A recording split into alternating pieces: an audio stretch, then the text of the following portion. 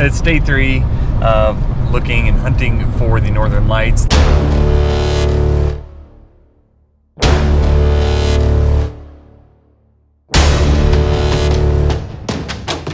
Hey, Future Blake here.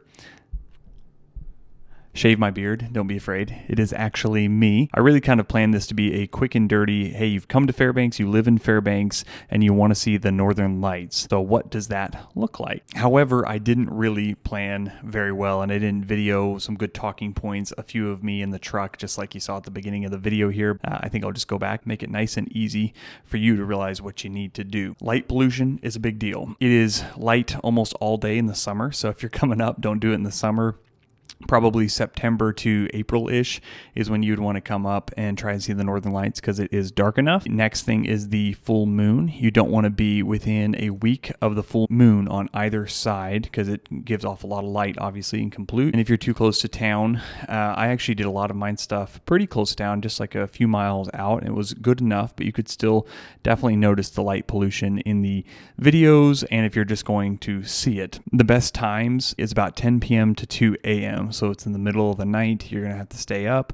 For me, that was probably the biggest issue because I am early to bed, early to rise usually. So being up in the middle of the night really threw my schedule off. And then lastly, of course, you do want a clear sky. You don't want a bunch of clouds because it's going to cover it up. So there's a lot of extra things that you need to do if you want to video it. I am, as I said, a pretty terrible videographer. So I was doing the best I could and figured out a lot of things as I went.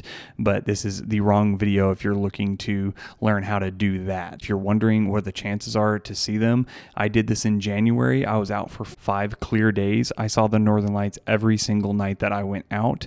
Maybe that's not always the case. It is one of the 7 wonders of the world, and it's pretty incredible that I live in the state that has that. I've never really went out and tried to find the northern lights and see them in all their splendor. So my first impressions, it was awesome. I was properly geared up because it is cold. It was probably like around 0 if I'm remembering right.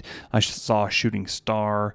Kind of cool to be up in the middle of the night because I'm not normally up in the middle of the night, and being out in nature is always fun. Of course, you saw the northern lights. They were great. They're wonderful. They're moving across the sky. All the videos I have, it's time lapse, so they're not moving that fast. They're slowly moving across the sky. It almost looks like green smoke. It was really beautiful. It's what you would expect it to be. Probably the most fun is one night I brought the kids out with me, and that is something to think of if you have kids or family members or whatever, and you're maybe not very excited about seeing the northern lights again if you are a local.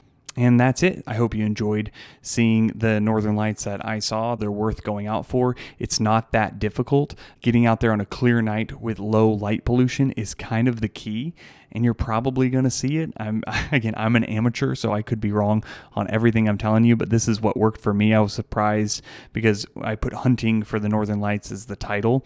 Anytime I really go hunting like for animals, I come up empty-handed, and that's a little bit what I expected, to see a lot of nothing and then hopes to see the northern lights, but to see them every night was pretty good.